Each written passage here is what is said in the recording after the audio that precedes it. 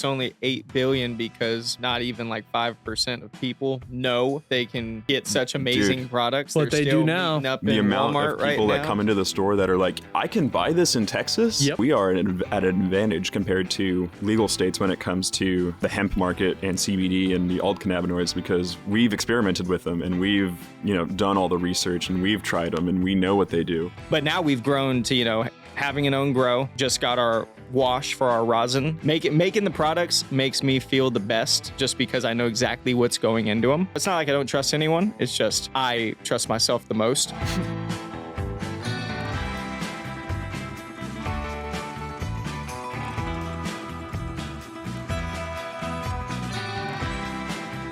All right, it's a Texas Growers podcast, and we have a good one today. We have some young entrepreneurs, and I love talking about the youth and what they're doing in this industry.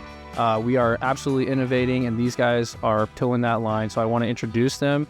If you're looking for a local brand or business to do business with in Austin, these are your guys. So I'm going to have them introduce themselves, and then we're going to dive in and talk about ATX Organics. So I have Joao and Brandon here. Take it away, boys. How's it going? My name is Brandon. I'm the owner of ATX Organics, a brand I founded in 2022, so about 2 years ago now, a little over 2 years ago. So celebrating that mile mark. As of in March, that was the second year of us being in business. It's been a constant, journey of growth. Of course. Yeah. A lot of stuff. And now with obviously these laws, it's just been even more chaotic the past few months. Kind of sad, but we'll get through it. Yeah, we'll get through it. We'll get through it. Yeah. I'm Joao. I'm the general manager at ATX Organics. Been working in the cannabis industry for about 4.5 years now. One day, I was like, damn, I need money for a job. And, or money from a job, sorry. I just, needed to pay rent, whatever. I was in college and I was like, working in cannabis might not be a bad idea. So I was, applying to different smoke shops. Nothing was working. And one day I applied to this dispensary. They accepted me there. And within a couple weeks of being there, they fired like everybody in their management. So I went up the ranks pretty quick, just really fell in love with the industry and did pretty well in what I was doing. And probably within, I don't know, a year and a half or 2 years of working there, Brandon became the general manager of the company. One day we were just hanging out and I was like, what do you want to do with your life, man? And he was like, I want to start a dispensary. And I was like, wow, that's awesome. Because we had all the same sort of philosophies on the hemp industry. We were very anti synthetic, very wanted to make sure that all of our products were tested and coming from reputable sources, and also making sure that our product line was limited, but still delivering the quality that we wanted to see from the hemp industry. Because there's a lot of crap out there. Totally. So much crap out there. Unfortunately. And so when he told me he wanted to start his own dispensary, I was like, I want to be your first employee. I ended up being his fourth employee, but it still worked out. It still worked out. Yeah, it's because he worked somewhere else before that, and I kind of snatched him away from there. He had to poach me. We got threatened with an NDA. It was crazy. That's all good. Holy smokes. Yeah, it was wild. It was worth it. But yeah, I guess that's our little right on. So it's how many locations you got? Right now I have 2 locations, and then I've got a kind of mobile dispensary that we've reformed this horse kind of trailer.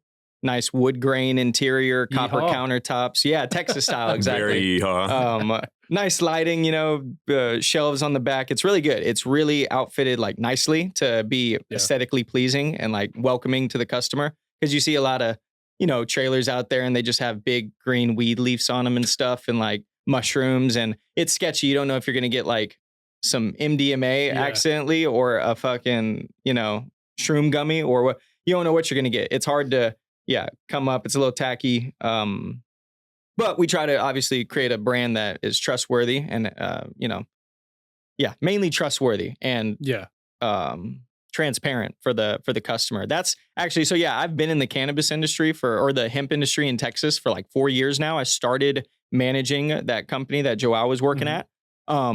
And that taught me a lot, about the whole industry. And I saw what was done wrong, what was done right. We're still great friends, of course. With the owners of them. We actually supply their company right now with majority of their flower, all their pre-rolls, things like that. It's super cool to see that kind of like transition, from starting that to being the supplier, which is super awesome. But I had the first vision for ATX Organics back when I was 19. This was in 2014.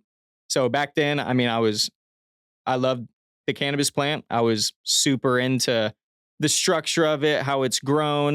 Back then, BHO was really popular. So I was like extracting my own BHO, using, it was called Puretane. It was like the 12 times refined, like butane and stuff, trying to do it as clean as possible. Cause like, I remember getting some dabs back then and it would be like brown. Yeah. And, kind of like, it smelled funky, but it was just like super brown. Yeah. And I'm like, what the fuck am I putting into my lungs? So if I can get some good quality flower, extract it myself, get, out of an ounce, like an eighth or something of some wax, which was a pretty decent yield, I was all for it from the beginning. And so started doing that, was looking up ways to grow, which I didn't have any experience growing at all. I was just looking at every YouTube video I could find, trying to find, things that, just writing stuff down. And I got the whole business plan written down on a notebook, everything, all the startup costs and everything like that.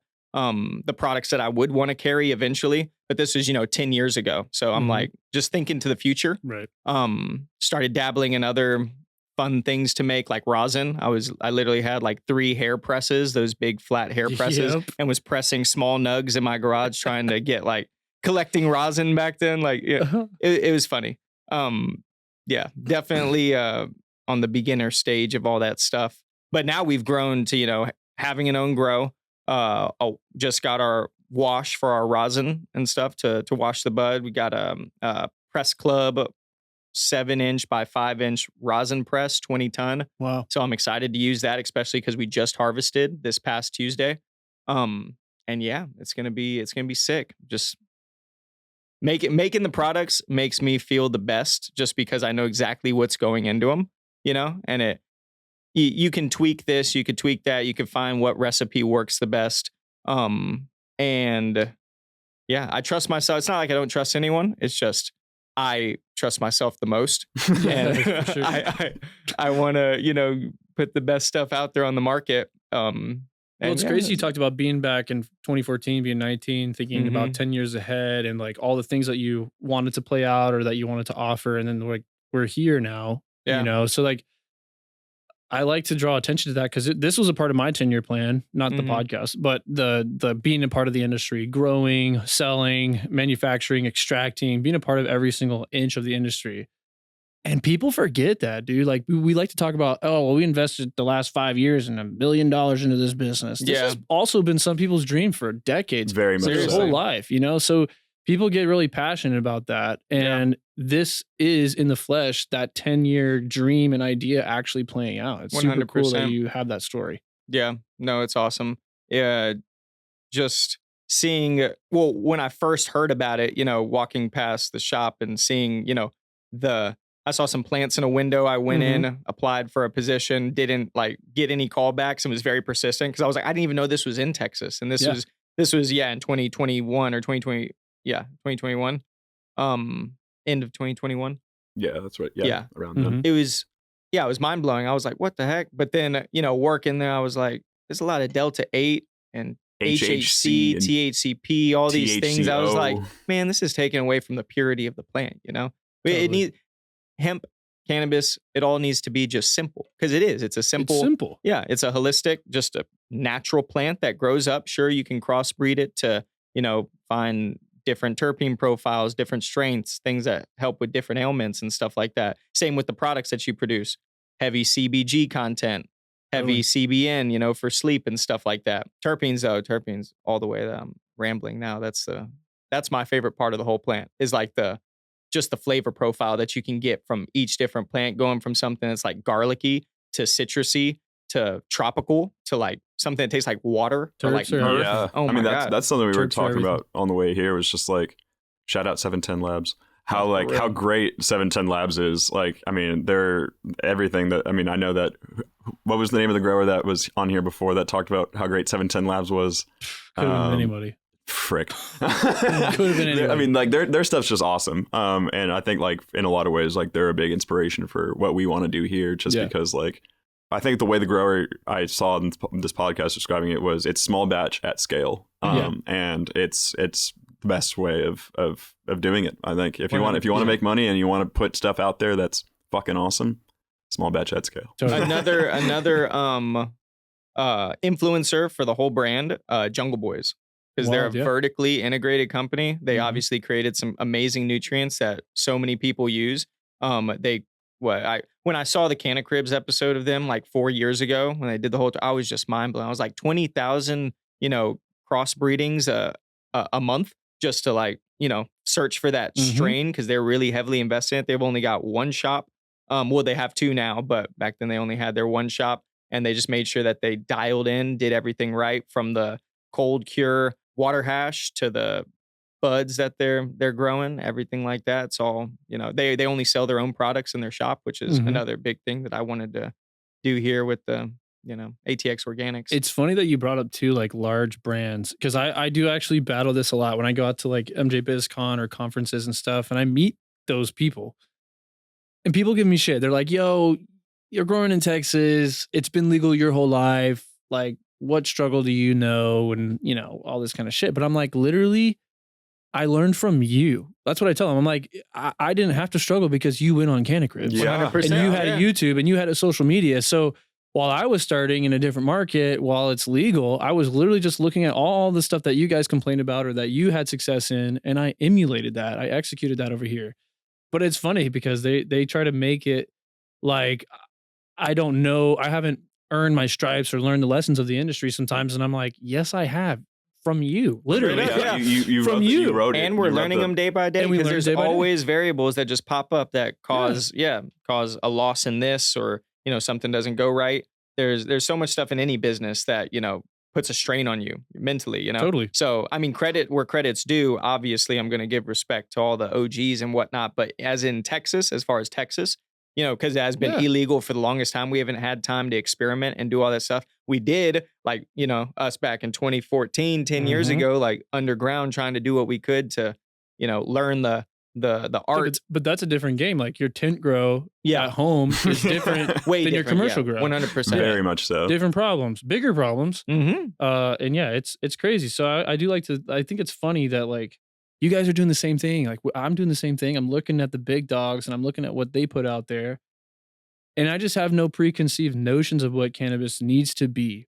Yeah. I don't like the all cannabinoids, me personally, but like it's also hard for me to say that, I don't know, if your body reacts to HHC the best, that you shouldn't have it. Like that's where I kind of get lost in that weird gray area of how to feel. Same. But at the same time, if you like one of these alts, you should probably be able to find like a ratio with the major cannabinoids that fits your body too. 100%. So, absolutely. But it's been so strange to hear people's feedback from other markets and stuff. And basically, they think we don't know what we're talking about. They think we don't have to go through any struggles. They think like, all these different things about Texas or new markets or hemp, or they think we're unregulated. Trust me, my quality control is just as high as yours. And 100%. And I can attest to that, dude. Every time I've gone to y'all's store and tried a product or something, it's absolutely unbelievable. It's as good, if not better, than any other product on the market nationwide, Thank you. But it goes to the passion, I think, in my opinion, like being passionate about your products, your brand, your clientele, your store, like the plant in general, people's emotions and feelings when they have an interaction. Like everything is going to do the craft at scale model that you just mentioned over people who just push bulk bullshit, over and over and over again. Because I truly believe the future of what I think we all want in the industry is more shops to work with like y'all's, where it's dialed. People care. Like I'm not bringing crap. I'm bringing quality. 100%. And there's a reason why it's a little bit more. There's a reason why there's a little bit different of experience. But it's because we care. We go try to find the best brands and put them on the shelf. Well, and then I also think to a certain degree, like we are at an advantage compared to legal states when it comes to the hemp market and CBD and the alt cannabinoids, because we've experimented with them and we've, done all the research and we've tried them and we know what they do.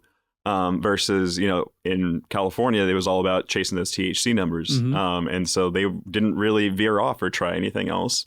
And I think that's going to, in the long run, probably hinder them because we have the experience and they don't. That's a good point. It's true. And I think that's one of the parts about the cannabis industry I think not a whole lot of people talk about is that hemp kind of is the holy grail for everything, man, because it allowed for the alt cannabinoids to be researched. It allowed for more terpenes to be researched. It just allowed for cannabis in general to be researched because there wasn't that, sort of like Schedule 1, oh, is this all right or not, sort of fear behind everything. And so that's another thing that kind of, I guess not to jump on SB3 too soon or anything. No, but we have we have an unadulterated market. We have one that lives free of government overreach or it's a true free market. Yeah, there's no regulatory capture. It is a true free market. You can find the best product with the best retailer. Like you have all the freedom to choose. That to me would make me mad. Obviously, if I was in other markets and I was struggling and under the thumb of not being able to bank or pay my taxes, and that's something that's crazy about this market that I always tell people. People tell me that I've gotten rich off a loophole. You've gotten rich off a loophole. There is no loophole. It's just a loophole, and you're coming down in a few days. There's no way this is going to stay legal. Okay, let me just walk this back. This is my opinion on the whole thing in general. If they call it a medical marijuana program, that's a scam. I'll tell you right there. Marijuana is a derogatory fake word that they used to push propaganda against this plant. So you can't take this fake derogatory racist word and put it with the word medical and make everything be all right. So that's the first thing. Number two, rich off a loophole. Okay. I'm in Texas. It's a strict conservative state. They love law and order. In fact, it's on the front of the governor's fucking podium every day. Law and order here. Okay. I'm not going to brazenly cultivate cannabis in the black market in Texas. I'd be insane. And plus the cartel is going to come after me. So we chose to join the hemp market and cultivate hemp and make products, be vertically integrated and provide a demand in the market. But everybody says it's a loophole. It's a loophole. Okay. First of all, show me specifically how it's a loophole. Show me the law, and then you tell me, based on what it says in black and white writing, how I am circumventing the law that you have read to me. And then number two, how come I have a major bank, a federal bank? How come I have a website and a credit card processor and I pay my taxes and I write off my expenses, but yet I'm a loophole? So if anything's a loophole, it's the states that have circumvented federal law to create a state-run program for something that's federally illegal. Yeah. So straight up, that's my fucking clip for the day right there, because that needs to be talked about and needs to be said. Everyone on the opposite side of SP3 that wants that to go through and him to be banned is literally either a corrupt politician, an alcohol lobbyist, or someone from the medical cannabis that wants absolute regulatory capture. Or one of those weirdo teetotalers. 100%. What's a teetotaler? Someone who just like doesn't drink or smoke or but then they all do behind closed doors, and it's all a fallacy. That's what I'm saying. Like, it's crazy. But again, like rich off a loophole. Again, like I refuse to believe that Bank of America and Chase Bank, their auditing department and risk mitigation department just missed the fact that me and millions of other businesses, are federally, we're off a loophole and all this shit. I just refuse to believe it. And there's many other reasons why I believe that, again, like hemp is the absolute, it's the Trojan horse. It's the thing, the catalyst that really proves that cannabis, sativa L, can change the world. It can be hemp. It can be fiber. It can be textiles. It can be concrete. It can be cannabinoid. It can help us in our lives. It can build stuff in our lives. Mm-hmm. And that threatens a lot of industries, man. Very true. I think it's a lot of jealousy. I mean, because if we look at it like broadly, right? Like legalization, like they don't really have legalization in California or in Oregon or whatever, right? They put special taxes on it. You can only buy it at a certain place. You can only buy so much, blah, blah, blah, whatever. That's a mafia. That's a mafia. That's a mafia. In Texas or in any other legal hemp market, right? You can sell it at a bar or a gas station or whatever, right? It's not going to be the same quality as you're going to get from like a proper cannabis store. But I mean, it's just like it would be with alcohol, where you can buy it at a stadium or at a restaurant or at a bar. Like it's available everywhere without any weird buying limits or any weird special taxes. It's the beauty of federal legalization. Yeah, it is exactly what we should be shooting for. And so when they call it legalization, if anything, I would argue that cannabis is more legal in Texas than it is in any other legal state right now. I mean, bar SB3 being signed. Yeah, totally. We have, I guess, 5.5 hours right now, but I mean, no wonder they're coming after us. I mean, yeah. And to me, again, it goes back to like people saying like, oh, you don't know, Texas doesn't know shit or whatever. Like, our fight was coming. I always knew that. I knew it wasn't going to be scot-free. I wasn't going to be like, oh, I'll just do this in Texas and they'll never try. They've tried every session. They've tried something even between sessions. They've tried to come after this industry and this plant nonstop. And the freedom fighters here, all of us that show up and voice our opinion and say no,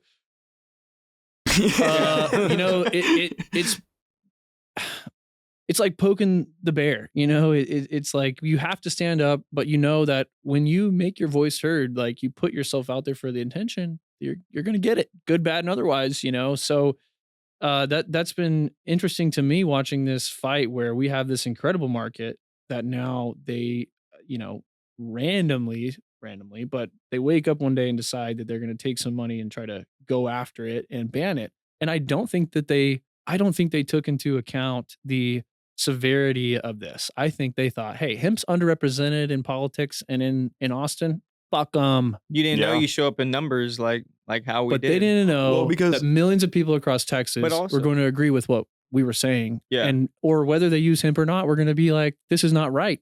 And then you realize how many people actually do use hemp. And I mean, just noticing how easily it was transitioned from, Delta 8 stuff to Delta 9, no drama in stores. No one's, like I've heard a lot of politicians talk about bad, experiences, this, that, but I've never gotten a phone call at my shop. And I literally have thousands of people that come to the shop that represent the brand and stuff like that. And it's like, where are they? Where are they at? Someone asked me on first off, it comes with knowledge. Because if you have someone coming into the shop that's never done it before, obviously you don't want to go to a gas station and get 1,000 milligram edible for your first time. Yeah. That's just common sense. That's like going and drinking a bottle of vodka for your first time and expecting not to go to the hospital. It's really tough. That's choppy water right there. But coming into a shop that knows what they're talking about and tells you, hey, 5 milligrams is an adequate dose. Bump it up to 10. Mm-hmm. If you're experienced, 20 milligrams is great. Some people can do even more than that. But edibles also hits you way different. Yeah. Another thing people don't realize too. Like when it's metabolized through the liver, it's like 6 times stronger than when you're inhaling it, when you're smoking it. So, many factors. First off, though, just like I said, people are welcoming this in every single city. Everyone, there hasn't been complaints. The only people I'm guessing are in Allen, those officers that are really against it. Like, why aren't there statewide busts like that, though? You know what I mean? Like, if it's really that crazy. My whole thing with it, too, is like, we're only hearing from like this weird suburb of Dallas. Like, why aren't we hearing from like Houston or Austin or Dallas or San Antonio, El Paso, anywhere else, Midland, nowhere else. Anyone want to step up? Corpus Christi, nobody. No other police chiefs would commit political suicide the way that Steve Dye has for this. When's the last time you saw a drug bust on organized crime that they toted the media through the crime scene to show them everything and allow camera access? When's the last time you've ever seen unless they're stopping something at like the border coming across, finding those really heavy narcotics, fentanyl and stuff like that, that is actually killing people, not cannabis. That's the only thing that they really should be going after. Right now, the cops are just bullying, especially in that part of, Texas. Where's Devin's spot? He's in it's north of Houston. Really? Nacogdoches. Lufkin? No. Who? He's a buddy of mine, owns a dispensary up there, but on 420, he had 9 cops pull up to his shop. Oh, the one in Conroe. Conroe, yeah. Surround his shop, literally just parked there, face as if they were going to come in and raid him or something like that, but literally just going to make, a statement. Like a show of force? Yeah. To just intimidate him in some way. First off, this guy doesn't get intimidated by shit, so he's fucking cool as hell. But, the fact that they're doing stuff like that, and his business is operating. People come in there, they're loving it. Everyone's loving it. But the cops are just pulling up, being all pissed and whatnot, watching him leave, doing all this stuff, just really itching to, pull the trigger on something. So that just shows, where people's mindsets are at. Taxpayer funded organizations like police forces are using my tax dollars to put gas in their vehicle, drive to my storefront with multiple different officers that are not doing something defending the streets or helping people in need. They're standing there staring at my legal business that sells legal products and pays taxes for them to be able to do that.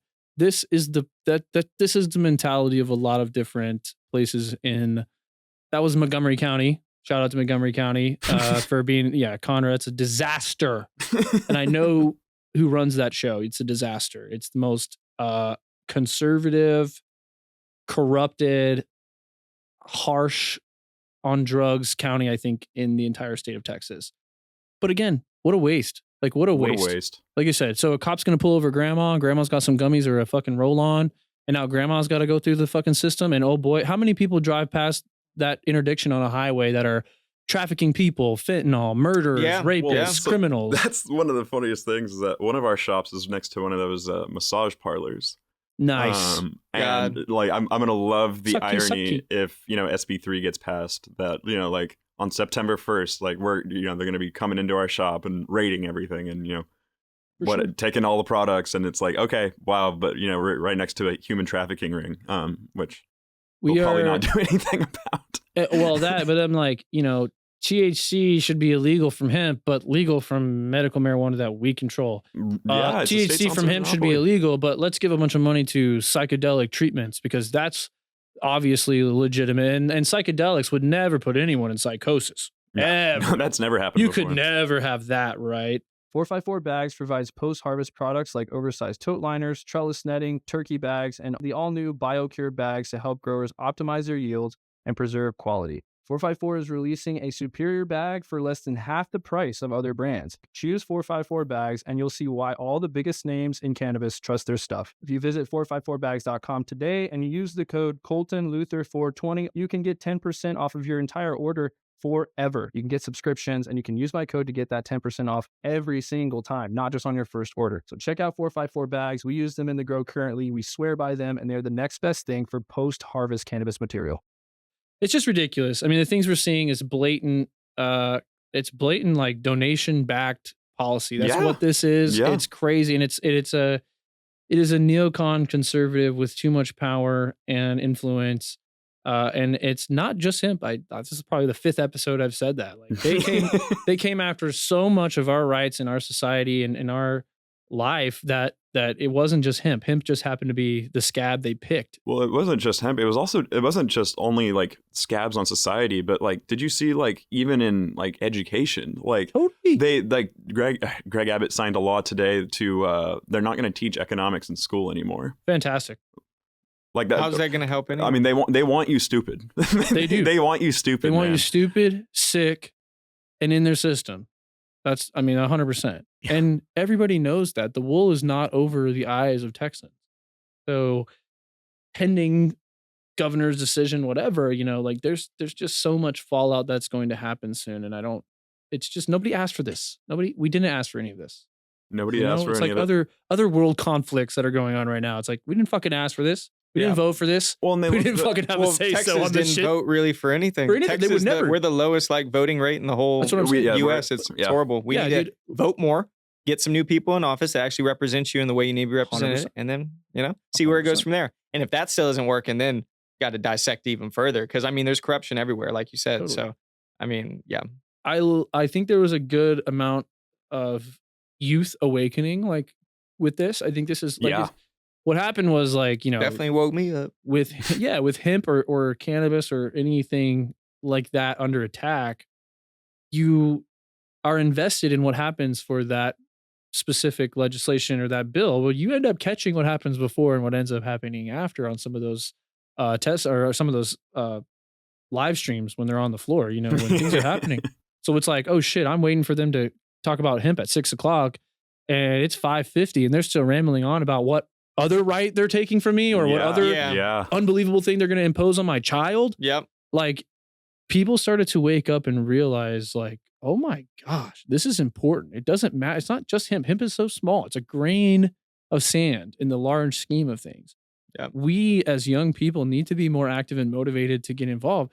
Greg Abbott, I think, got 4 million views or 4 million votes last election. And there's what, like There's 30 million people here. live in the Yeah. state. You know what I mean? So like a few 100,000 people, another million people, that can sway a lot. 100%. And so like if the youth don't get involved and pay attention, then we get what we get, and we'll deal with more of this type of shit for the next decade, 2 decades. Yeah. While we're raising our children, while we're trying to start new businesses, while we're trying to make Texas society better, we're going to keep dealing with the fallout of some of the bullshit that they pulled on us this session. It's crazy. Well, and I think one of the very, common things that you hear among people in our generation is like they're, not feeling very up with the political system. And so they just, I don't vote. Like, Check out. I don't vote, it doesn't matter anyway, blah, blah, blah, whatever, right?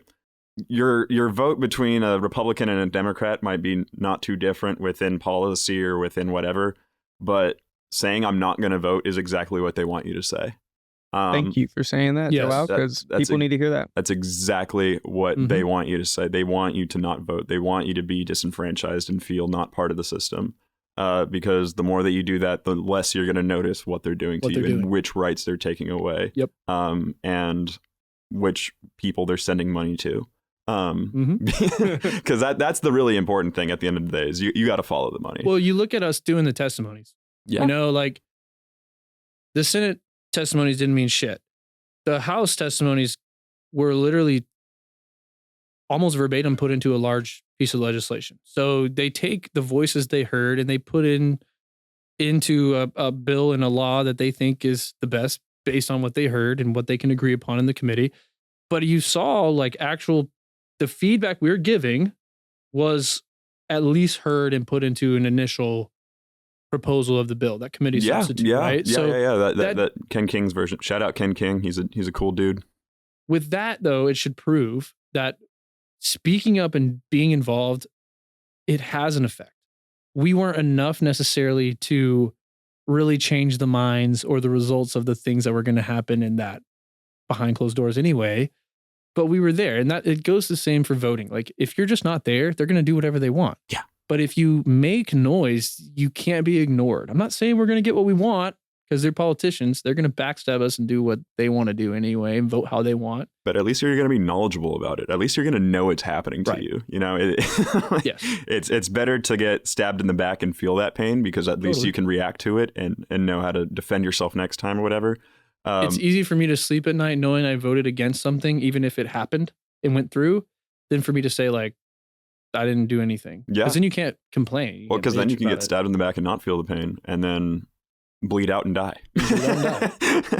Dude, yeah, it's an interesting game. But I am excited that like, seriously, the youth is taking control, not just of hemp or politics, but of entrepreneurship. Yep. You guys saw a demand, you saw a need, you saw a lapse in quality of a market, and you attacked that full on, and you did whatever was necessary, right? You learned the lessons you needed to, you learned from your current employer, and then you moved on and you maintained a good relationship, and all those things are not common.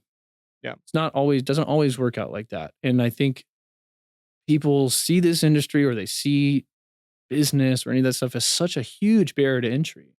And really like, as long as you get the ball rolling, you don't have to have something that competes with cookies on day one. Yeah. You know what I mean? Like, like you can get in and crush it for a select group of people in your community. Build a community around your brand. I mean, that's how we started as a tiny little trailer, man. Yeah, like dude. we were a little, what? How big is the trailer? 8x11? 8x10. 8x10 trailer. And now we've got a whole online business. We send products nationwide. We've got we have a brick and mortar store, the Extra trailer. We're doing events all the time. A lot of events. Come to the airport location for our events. They're constantly awesome. doing events. Hopefully we'll be hosting one here soon too. So we're going to talk about that. Yeah. But so you guys also have a grow. I do want to bring that on. It's the Texas Growers Podcast. Not everyone here is just playing white label. People, you're vertically integrated to an extent. You have the grow. You're learning things in that side of the industry as well. Let's talk about that. How has that experience been in these last few years of doing that? It has been very challenging. trying to get obviously stable genetics and finding Mhm. good quality strains that, you know, can hold up to our standards and stuff. Starting from seed, we've started from seed quite a few times. So that just finding the right one to keep afterwards, that's, you know, this line around, we've got some crazy genetics. We've got some Chiquita papaya, some creme brulee times Gorilla Glue. We got an actual cut of some beautiful Skywalker OG. The nug structure is just insane, so chunky and bulbous, just Wow. resinous too. The nose on everything is just phenomenal.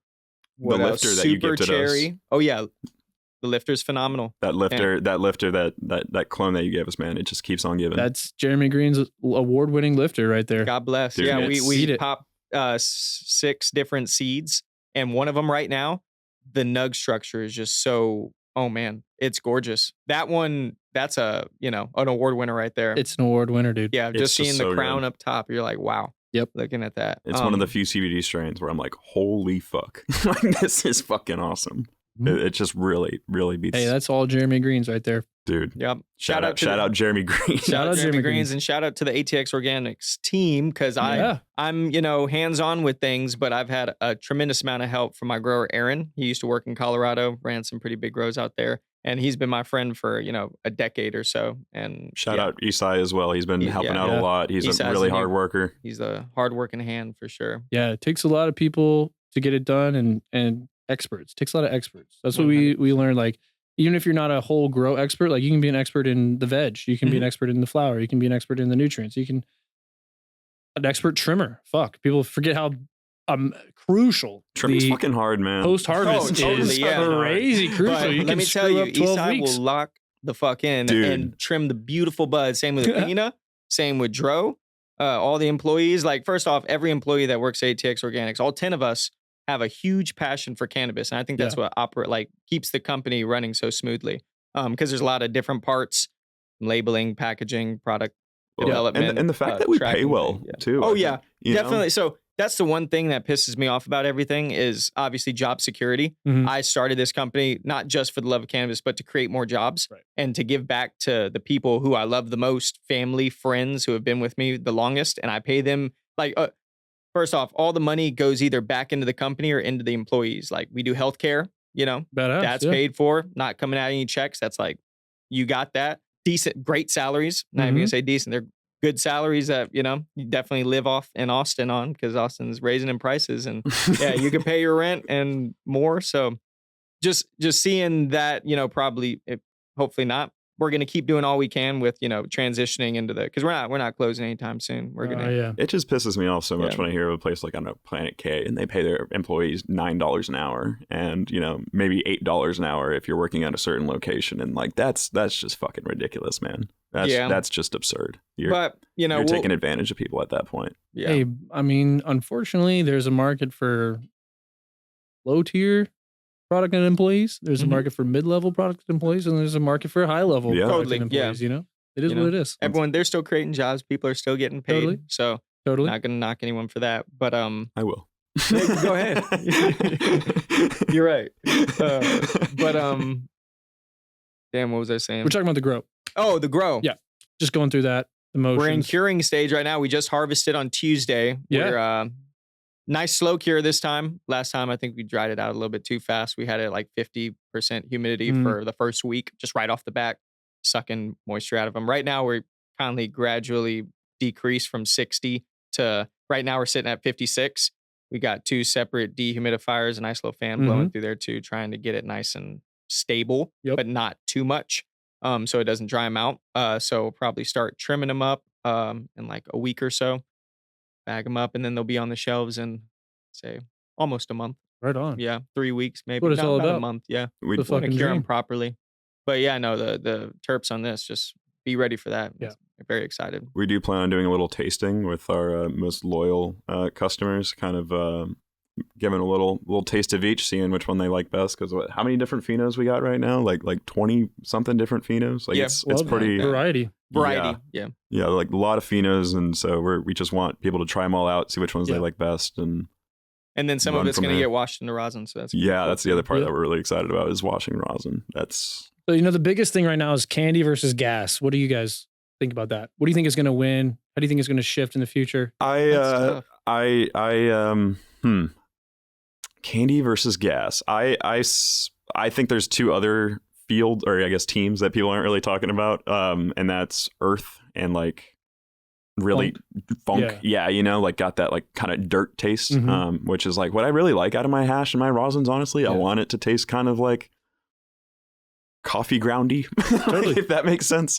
And then, you know, citrus. I think citrus and pine and like those kind of terps are also going to be very, very. I mean, those are my favorite kind of terps. At least I love a really like trop cherry or I'm blanking now. I'm biased. Candy strains, I've had too many of them. You know, they're flooding the market. Everyone's got a candy, but that's when you're like smelling each strain and you're like, oh, this one smells sweet just like that one. This one smells sweet just like that one. And then everything kind of smells the same. Funky stuff is great. I like garlicky. Anything garlic is phenomenal.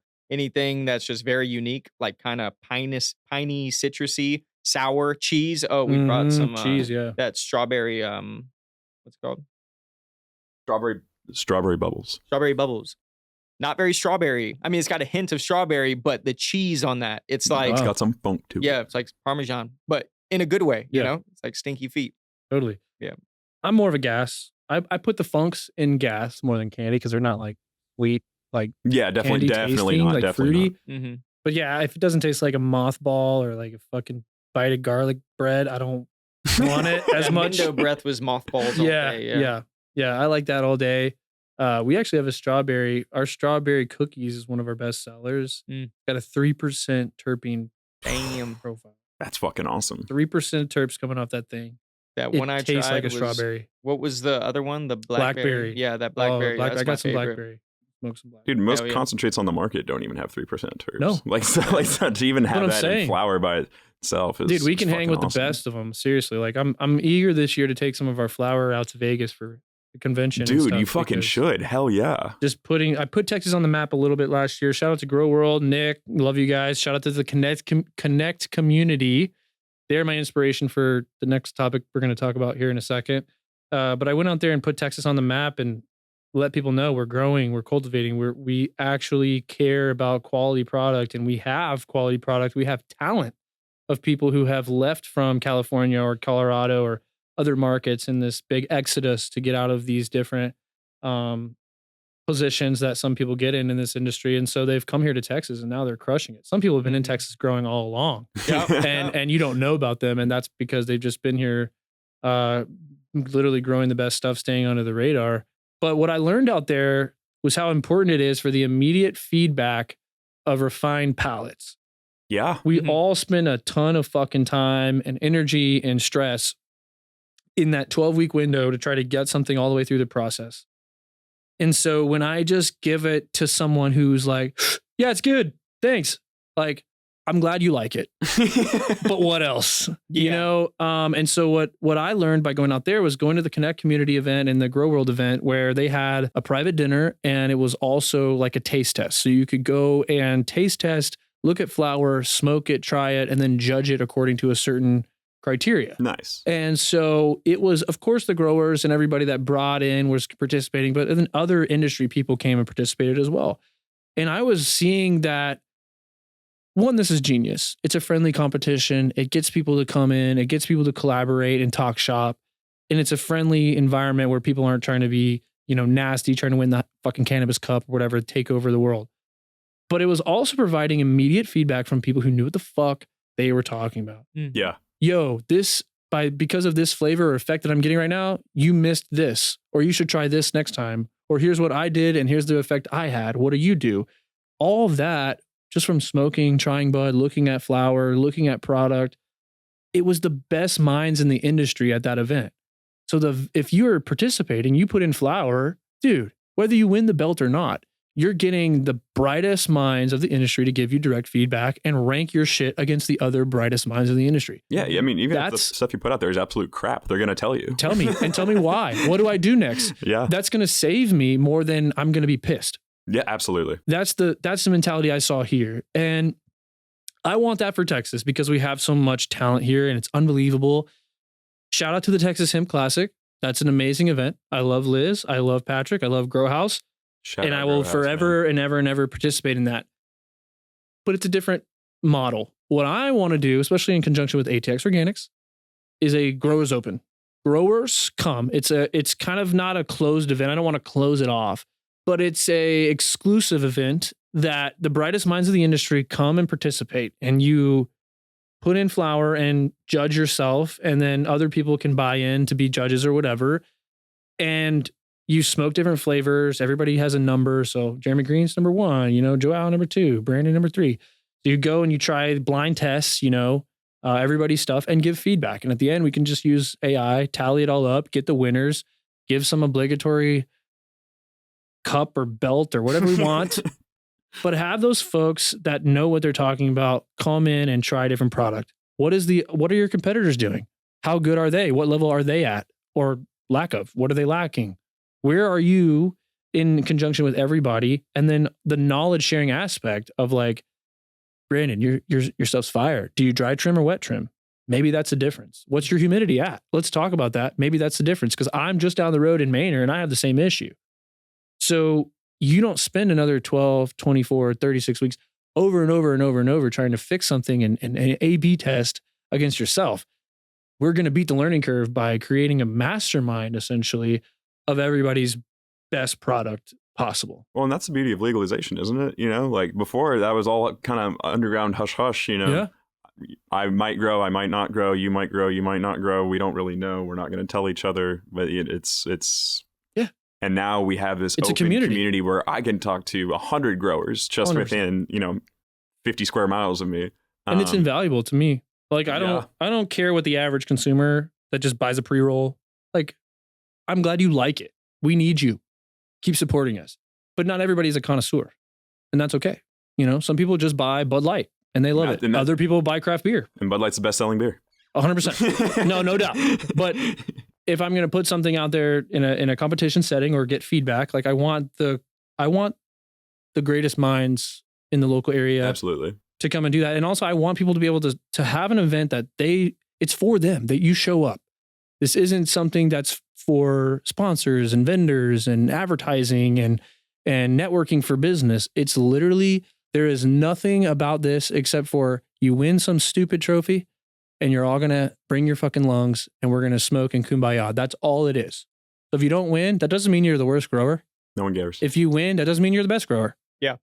You just came and participated and you got the feedback. And that's like the mentality around everything. And that's why I don't want to make it like, it's the Texas Cannabis Cup. Everybody come in and try. Everybody vote. I want as much feedback as possible, because I don't think we all do. I think we all just I want to put a strain in the middle, and I want the best 10, 15, 20, 30 minds in the industry that I trust to try that shit, and everybody take a joint and pass it to the right.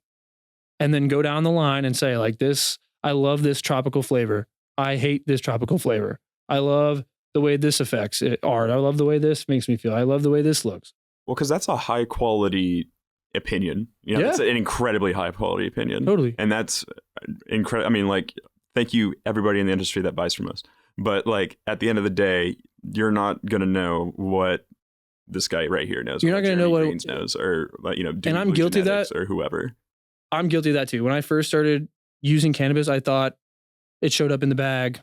It's just bud. I didn't know that there was 110 steps and 12 weeks of craft behind a lot of cannabis out there. There's so much to this. There's so much knowledge. And when I started rolling with Jeremy and I started getting under his wing, I'm like, holy shit, you're an encyclopedia and you're a value, not just to me, but to the next grower, to the grow homies across the state and over here and over there. And like, there needs to be that kind of, I think, community, but not based on it being a party, not based on it being a competition, but based on it being just solely based on feedback and friendly competition and knowledge sharing. And we need an excuse to get together, dude. Yeah. Every time that we host growers to Jeremy Greens, they get better. We get better because we get to share these experiences. And plus, nobody wants to fight by themselves. Nobody wants to work on a business by themselves. Like, it's great to see who else is out there doing it. See the faces of people who are struggling like you are across the state, have a reason to come together. And that's why I said there's not real competition in the industry right now. Right. Our real competition is Dan Patrick and SB3 and Texas Original and ourselves. And ourselves. How much can we do? Right. Yeah. Like the financial constraints, whatever. Right. Yeah. Like you growing the best bud in Texas isn't going to take anything really from my market share. No, like it's an $8 billion industry. If you have 1% of that industry, that's I have 99% of it that I can also capture. But still, it's only 8 billion because not even like 5% of people know that they can get such amazing products. What they do now, the amount of people that come into the store that are like, I can buy this in Texas. Yep. And you're like, yeah, and you can take it on the plane. Yeah. Yeah. You can mail it to your family across state lines. Yeah. You can do whatever the hell you want. More people know about this shit now than ever before. That's the craziest part of all this, of making history, is like, they might have came after us, but they gave us a ton of publicity. I mean, ever since SB3 became a thing, our sales are up like crazy. Everybody. Like the market has exploded, and then on top of that, like there's so much more knowledge about what's going on now. Yeah.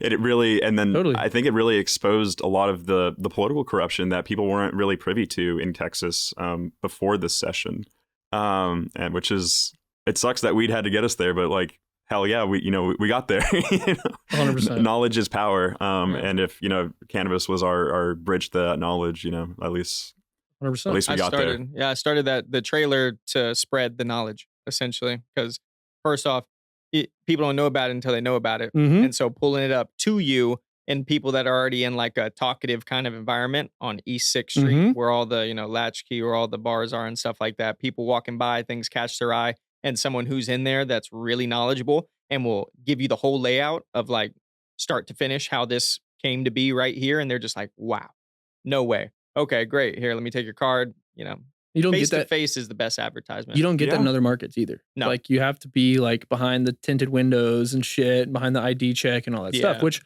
course age gates are great. We love 100%. That. We don't want to sell to kids or anybody underage, but like the mobility of what you're doing, it breaks boundaries. They also wouldn't have to have all that security if they could get a fucking card processor. Totally. Literally. 100%, bro. Dollars. Oh God. We could unravel all of these things again. Oh my God. It would be way more comfortable going into a dispensary if you could just beep, be in there with everyone. Like it'll happen one day. One day. In our lifetime. I agree. In our fucking lifetime. 100%. Where can people find ATX Organics online and in person? ATXorganics.com. www.atxorganics.com. You could order online. We ship everywhere. We do same day delivery online as well, as long as you're in Austin area. There's a border that you can't order past. Also, first location, South First in St. Elmo by Casa Maria, and Austin Staple. I actually grew up right around the corner from Casa Maria, like right across. So having a shop right there in a spot I used to eat at, and they've been there for 30 plus years. It's super cool. And then our airport location, Airport and Shady Lane, right next to the Goodwill. 830 Airport Boulevard. 830 Airport Boulevard. Yeah. But also just Google ATX Organics. We're on Apple Maps and Google Maps. You can find us anywhere. We're also on the Instagrams at ATX Organics CBD. Totally. Just look for the big turtle. Look for the weed turtle. Yes. Look for the weed turtle. These guys have a full lineup of products. Every single one of them is as quality as it gets. Genuinely. I've never had a bad experience with anything ATX Organics, and I don't expect to ever in the future. So if you're looking for something local in the Austin area, go check these guys out. It's literally in the name, ATX Organics. You can't go wrong with it, and you can't miss it. They got 2 locations. They got a mobile spot. They got it online. You seriously cannot miss them. And please go support local communities like this, local businesses, young entrepreneurs that are doing what they're supposed to, completely compliant, in a federally legal industry for now. Make sure we support these guys. Listen, this was an incredible journey. They didn't wake up one day and just want to be professional stoners. This is a long journey that they've built for themselves in their life. And I think that says a lot to the type of hunger that is in some of these younger entrepreneurs out here in our market. So if you like what you saw here, you have to subscribe to my page and the Texas Growers Podcast. I am your host, Colton Luther. Saying my name again, I never do that.